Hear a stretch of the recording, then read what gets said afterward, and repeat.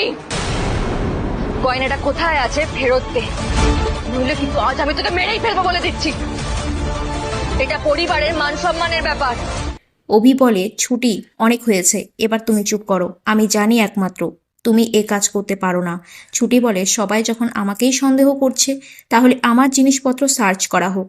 শতরূপা বলে, বাড়ির বউকে অবশেষে চোর অপবাদ দেওয়া হচ্ছে, এই দিনটা দেখতে হচ্ছে।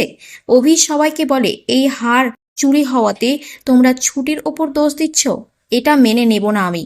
ঝুমকি বলে, হারটা তো এখন আমার হাতে, হারটার জন্য ছুটি কেস খাচ্ছে, আমি একটু মজা না নিলে হয়? ছুটি ঘরে এসে অভিকে বলে, সবাই যখন আমাকে চোর ভাবছে, আপনি কেন ভাবছেন না? আপনিও চোর ভাবুন। অভি ভাবে কিছু একটা গন্ডগোল আছে, ছুটি এতটা দায়িত্বজ্ঞানহীন হতে পারে না। হঠাৎ ছুটির ব্যাগ থেকে গয়নার বাক্স বেরিয়ে আসে, কিন্তু তাতে গয়না নেই। এই সব কিছু একমাত্র করতে পারে ঝুমকি। পুরো বিষয়তে কিন্তু ওকে দেখা যাচ্ছে না। এই কাজটা করেছে তাহলে ঝুমকি, এক্ষুনি আমাদের ওকে ধরতে হবে।